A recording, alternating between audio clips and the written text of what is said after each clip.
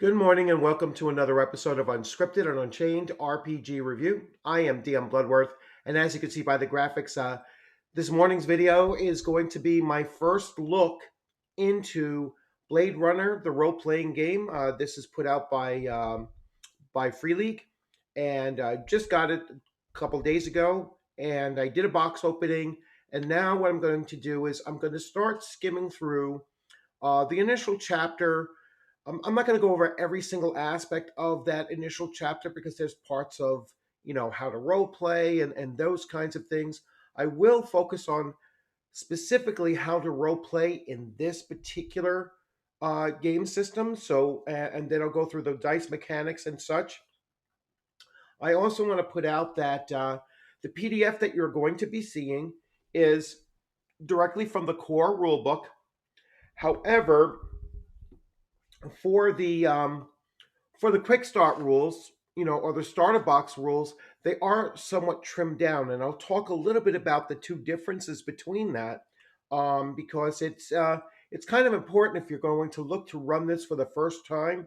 Then I would recommend um, reading the full version of the introduction and such, but at your table all you would need is this reference right here to get through your very first game session of it. So without further ado, let's go over, and I will go just to a widescreen. So this is what we're talking about. This is the newest one of the newest releases from Free League, if not the newest release from Free League, Blade Runner, the role-playing game. And then there is a starter box, so it has the somewhat reduced rules, and then a first a first what's called a case file. So these are not called modules or adventure paths; these are case files, and this I intend to run at Rising Phoenix Con in Milford, Massachusetts, April 21st through 23rd. I will be there. I'm running at least one session. I might actually run just this exclusively and spend the rest of my time at the convention playing. And so I'll probably run this maybe two or three times. I'll see how the schedule kind of works out for each day that I will be there. So without further ado, let's get into the PDF itself. And I will switch views here so that you can see. So I've blown this up a little bit, and like I said, I'm not going to go over every part of the core rule books. So lead game design is by Thomas Herenstam. I hope I pronounced that right. And setting writer is Joe Lafavi, and so on. We will. Michael Grip is the lead artist. So I'm just going to focus. I'm going to do at least one video on each of the chapters. So we are starting with Fiery, the Angels Fell. And like I said, the shortened rules for the box set just have Tears in the Rain, which kind of gives you a sense of what the game is. The game is about as far as the lore and the tone of it, and then role playing in Blade Runner. So all of this rest about the megacorps and so on, that is all just additional information to really give you a deeper dive. So we are going to jump into, and you can see there's a number of chapters. This is a pretty long, 222 pages. There's also and I will focus on this case file generator, which I'm really looking forward to digging into. I'm not going to go into the preface. It's just the authors, and potentially artists and everyone talking about their first experience with Blade Runner, and you know, absolutely phenomenal movie. I recommend watching the first one, the original. Not that the second one was bad. It was just it's nowhere near what the original was, though. Okay. Let's see. I am going to. So you are a Blade Runner, and a Blade Runner is a replicant uh, detection unit of the LAPD. And so you are typically playing in the role of a Blade Runner. Now, the difference is that in this, from the original concept of the first movie is that replicants were illegal to be on Earth in their earliest versions of them, but by the time frame this comes along, um, the Series 9 or Nexus 9 replicants, this was dealing with um, Nexus 6 replicants. Nexus 9 are allowed on the on Earth, and on top of that, they're actually members of the the replicant detection unit as well. So your agents can be either humans or replicants in this role playing game. So replicants units police are in active duty during the 2013 to 2027. Now, the original movie ended in 2019, so that is what the original author's projection of what 2019 was going to look like. I remember it was a hilarious thing on the internet when everyone was like, hey, this is what Blade Runner is supposed to be, look like. This is what the world is supposed to look like at this point. So, Tears in the Rain was um, an ad-libbed statement by the actor Rutger Hauer in the movie. It literally made the entire movie. Not that the movie wasn't excellent leading up to that, but I mean, it's probably one of the most memorable ad lib lines in all of movie history. Just unbelievable. So spend the time reading it, spend the time watching that movie before you actually look to run this or play this, because it will really put you into the mood. So megacorps rise, planets fall. So here they're going to go into deeper lore about the rise of megacorporations. I mean, don't we talk about that now? And how they are in many ways supplanting and leading, supplanting, whether it be government, and the mixing of big corporations and government become a blurred line, and um, just the human like human values are just subjugated by a hyper commercialism and a real dystopian environment. And so this all builds that setting. I mean, you can see the artwork, it really portrays what it looks like. They talk about the backbone of industry, and the Tyrell Corporation is the corporation that introduced the Nexus line of um, replicant, which are basically cybernetic, cybernetic, cyber. Sorry, they're cyborgs, cybernetic, and they become more and more human appearing, and in many ways human, acting as they were advancing forward. And originally they were designed. The Nexus 6 was designed for sex labor and labor camps, hard labor camps and military service. Basically like suicide mission kind of military service and such. As they evolve later on, they can start filling in more civilian roles. But the earlier Nexus 6 was not allowed on Earth, and they were hunted and destroyed as soon as they were detected, if they did, come to Earth.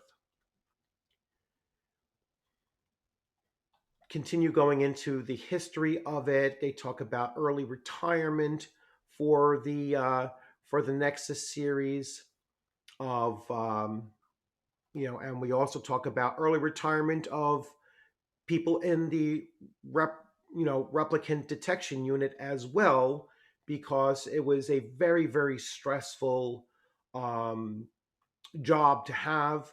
And it actually goes into those themes a little bit later on as part of the role playing section. And I'm going to go over that with you as well. And they continue with the story. So, again, here's the timeline. So, this is the 1984 movie timeline. So, you're going from, the 1980s, and then you start going through and they start talking about each of these steps along the way. You have 1990, then you have the early 2000s or late 1990s, early 2000s, and just follows all the way through. And then the movie ends here. It takes place right here, 2019. Society replaces as the first worldwide date link up is announced, promising to reunite the human race together again. Yet, the decade ends on a deafening note when Eldon Tyrell is murdered by Nexus 6, sending Megacorps and the masses alike into hysteria. All right. This is where the RPG then picks up the timeline. So starting in the 2020s and then moving forward all the way to 2037. So this is where you're going to pick up your adventures actually in 2037. So for the game runner, that's the name of the game master of Blade Runner.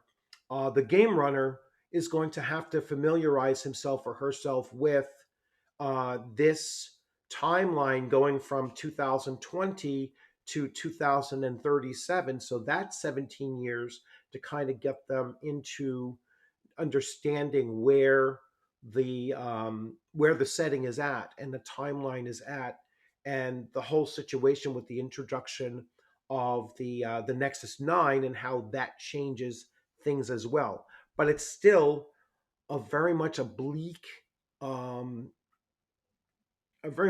setting, and so that's the real draw, I think, for this particular setting.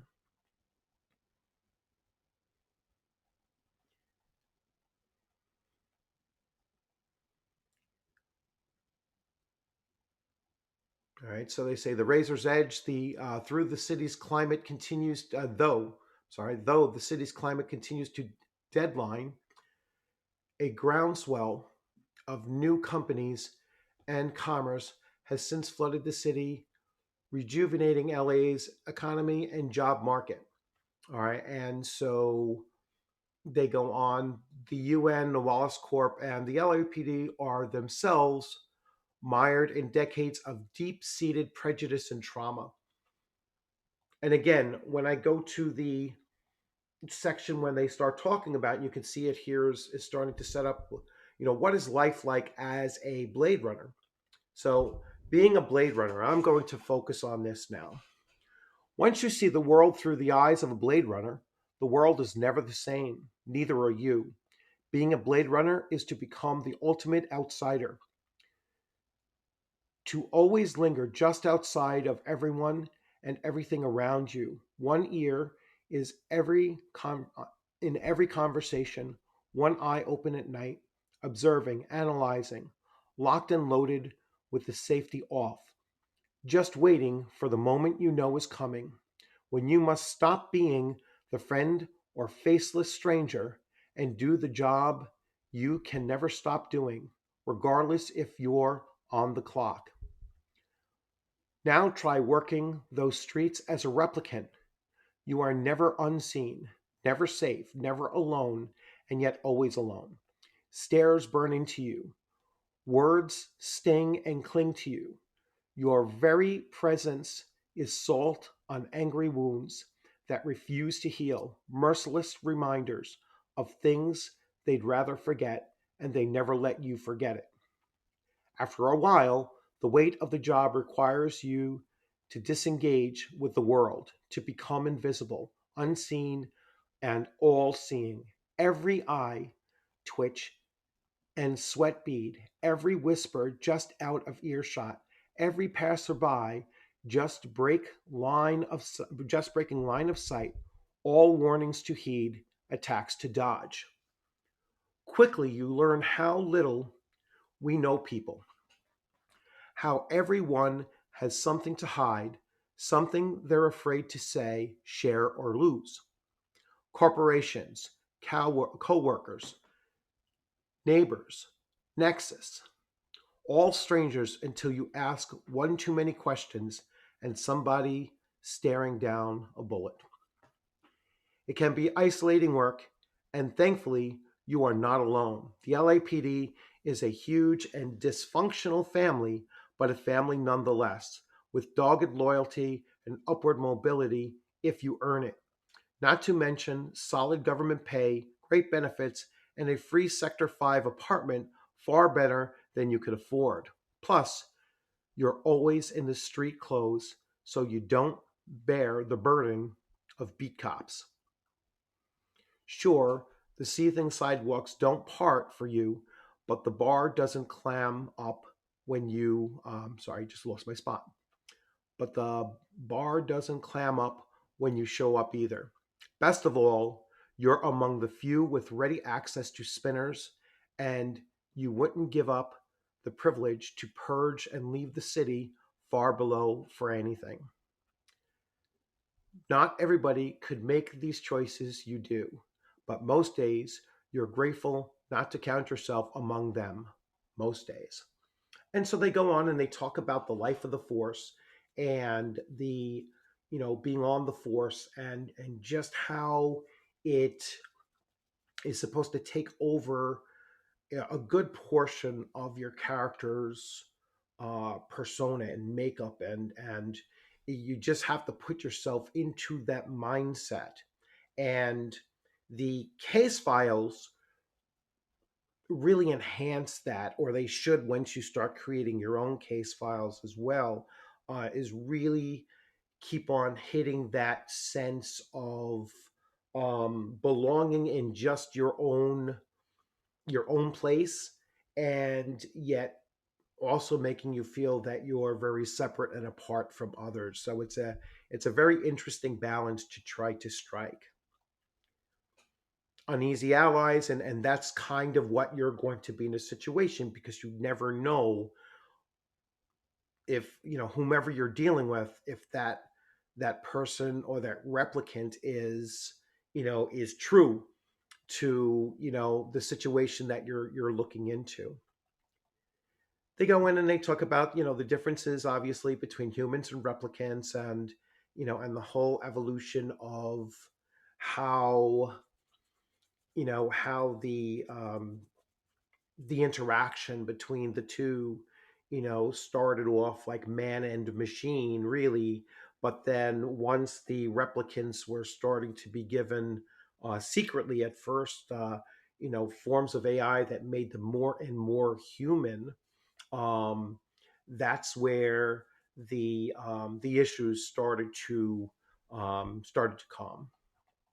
So the key themes, and this is where we're going to talk about the way that you help create this atmosphere. So it's obviously a science fiction action, all right, and it's supposed to be dark.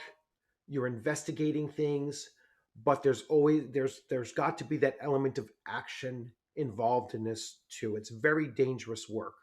Whether you're a human detective or you're a replicant on the run, you're always on edge and waiting. So there's character drama. All right, no matter how vast and awe-inspiring the world, your perspective is always grounded in compelling and relatable human drama. And to build that atmosphere, there always has to be the interpersonal intrigues that are going on. Then you work into the corporate intrigue. Moral conflicts. The driving inspiration in noir storytelling is a moral conflict, the intense inner turmoil to maintain your empathy, humanity, and moral code against the relentless desires, seductions, and corruptions of an unsympathetic world that doesn't reward you for playing by the rules. The life of a Blade Runner is a dichotomous emotional journey filled with light and darkness, hopeful triumphs, and cautionary tales alike as you make one impossible choice after another and then live with the consequences. Soul searching, a detective. Life is not without its respites of deep reflection over stiff drink, or warm embrace. This job forces you to process your choices, come to terms with your regrets and failures, and ask the hard questions that weigh what you think is right or worth fighting for, what makes us who we are, what it even means to be human. Every step deeper into the world will challenge you to reevaluate who you really are and you're truly capable of, how much you're willing to justify or sacrifice, and just how far you're willing to go. Role playing, all right, in Blade Runner. The players. Each player in this game, except one, takes the role of a Blade Runner in the LAPD Rep Detect unit. This is your player character. You decide what your character thinks and feels, what they say and do, but not what happens to them. It's your job as a player to portray your character and imagine yourself in their boots. No matter if you are a human or replicant, your character is a person with feelings and dreams, just like yourself. Try to imagine how you would react if you were in their place. What would you do? As a Blade Runner, you're expected to follow orders, but that doesn't mean you can't bend or even break the rules. Sometimes you'll have to. The player characters are always the protagonists of the story. The game is about you, your decisions, and your story. The game runner, the final player of the game, is the game runner. They describe the world of Blade Runner to the other players and portray all the people you meet during the game. Characters controlled by the game runner are called non player characters, or NPCs for short. It is the game runner's job to put obstacles in your path and challenge your PCs, forcing them to show what they really are made of. But it is not up to the GM, to the game runner, to decide what happens in the game. Above all, not how your story is supposed to end. That is why you are playing the game, to find out how your story ends. All right. So we will. Oh, it's not scrolling.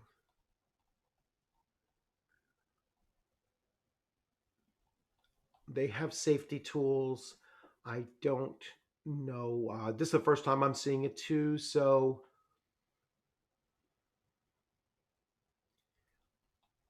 I'm not going to bother with safety tools. So, safety tools, let's see. Let's just see how much detail they go into this. It's dark and existential themes. This is a role playing game, is no different. The stories told in this game can be violent, distressing, and raise issues relating to personal morals.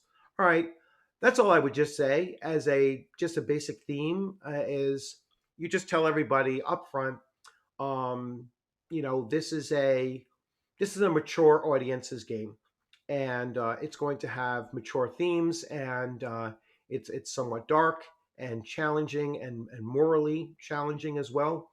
And if they feel uncomfortable with that, they shouldn't sit down at the table. So case files are what the adventures are called, and I will spend a whole video near the end of this series of videos just going over case file construction.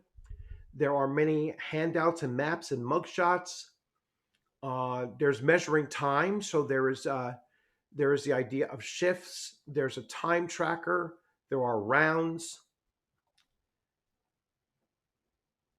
There's a special section here on splitting the party. I'm going to focus on this. In many tabletop RPGs, splitting the group of player characters is discouraged. The Blade Runner RPG is different. In this game, splitting the party is often the smart thing to do, and sometimes even necessary. Case files will often have some form of timer counting down, and by splitting up, you can cover more ground. Scenes during downtime, which are detailed on page 218, are generally personal and individual. To avoid long waiting times for characters not in the scene, the game runner should frequently cut between scenes.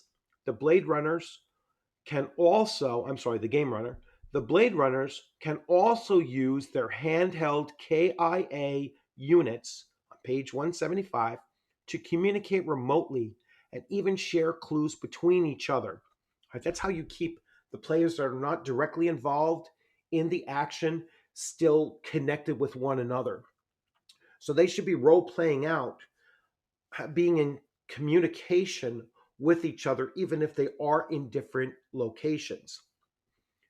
So the last chapter of this book, Running Blade Runner, contains many tools and lots, it should be a lot, of advice for a game runner on how to run the game effectively with a split party. So this is something that's really unique, and I think that this is going to be a a challenge for for the game runner, and a challenge for players to, if they're very accustomed to playing cooperatively in a group, and grew up with the never split the party kind of attitude. And if the tools are really effective in allowing for the game runner to really keep that organized, I think it'll be work out really, really well, and it'll be very interesting. The other thing that I noticed when I was going through this was that it does not recommend having large parties in this at all. All right. It really does talk about, not much more than four players, and one game runner. That's it. And so you want a small kind of tight group of players for this. And that's certainly how I'm intending on running it.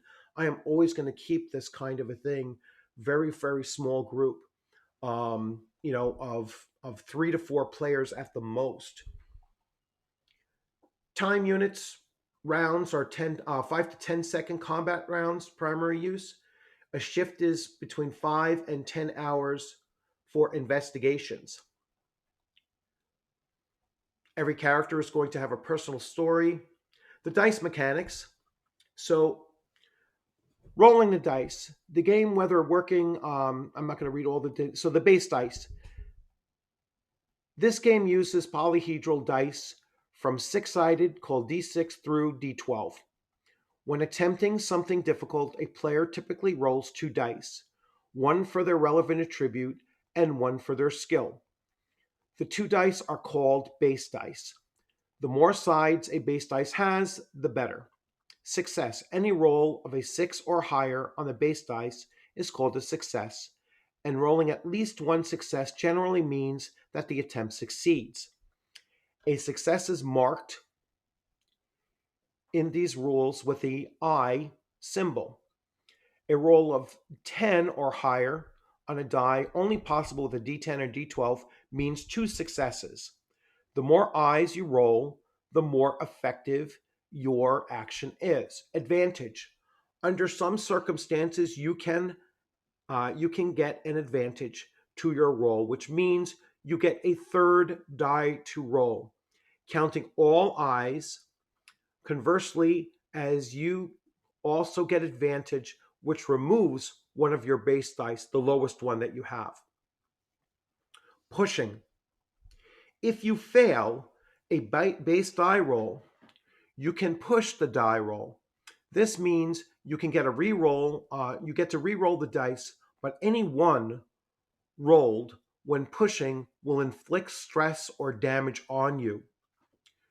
Numerical rolls. Sometimes dice are also rolled for their numerical value, not a base die. In this case, you read the numerical value on the die and ignore the eyes. Sometimes the rules will ask you to roll a d3, which means rolling a d6 and dividing the result by 2, rounding up.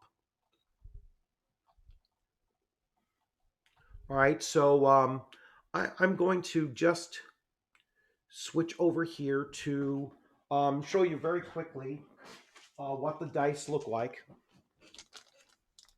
And as they said, the higher the die's denomination, the higher, the more successes that you have. So this is a D6, and you're only successful on a 6. The 1 is what's going to inflict a stress or even damage to you. So that's a D6. So just on a D6. Now I'll grab the D12, which is the higher die. And so here you're going to have a 6. A 6 is a success through 9. But once you get to 10, 11, and 12, you'll start seeing the 2 eyes, which is double successes. So the more double successes that you get, say that you're rolling for advantage, you might actually get 3 or possibly 4 successes, or even more than that. And that is going to keep on increasing and increasing the number of your successes. If you're going to push that roll, now you're rolling the same number of die, but for every one you roll, you're going to inflict stress or or even a wound to yourself. So very interesting system. All right, I am going to go back to this here.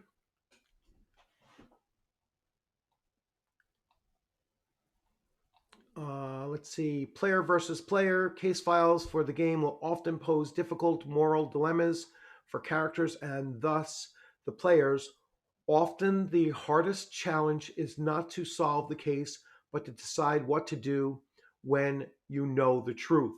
Sometimes characters can draw different conclusions, which has the potential to trigger conflicts between them. This is perfectly fine and part of the purpose of the game. However, you should be careful about stepping over the point of no return and going into territory of all-out PvP. Often this point is going from verbal disagreements to physical attacking another player character. That's hard to come back from in Blade Runner, who are meant to continue working together, right? So it could happen. I'd be very wary of it. It would really have to be something that there is a point of return from. Um, so just be aware of that. Uh, I wouldn't disallow it, but I wouldn't let it go beyond fisticuffs, let's say, and then there would have to be some kind of way of reconciling that between the two player characters. If this is your first RPG, and we'll go into that as well, just not during this section here. And then we get to chapter 2, which I will save for another video. So as you can see, it's starting to set, a really interesting tone to this game that, you don't often see elsewhere. So, I mean, things that are dark and, dark and grim, we're used to that. We've seen that plenty of times. Here, building the game around those real moral questions and dilemmas, and you always being on the edge and stuff, it seems like if the players are really immersing themselves into their characters and they're really role playing this out, that it's going to be, and the case files are really well crafted to keep on building upon that sense. I can see that this is going to be a game that is going to, be a, you know, stressful in a good way and challenging in a good way. Really challenging the player to immerse themselves in this setting and to invest that much into their character and to kind of maintain that that theme of this. I think is going to be really really amazing to do. Some other things that I started looking into because like I said, I got the PDFs and I was like, well, when I do run this, I want to, run with the pre-gens that come with the starter box, but I also wanted to make a few other pre-gens just to give the players that come to the table maybe one of two choices to play with, with several different characters instead of just the pre-gens.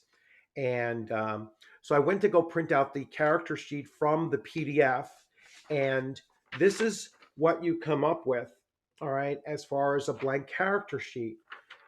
This is not ink friendly, all right, not printer friendly.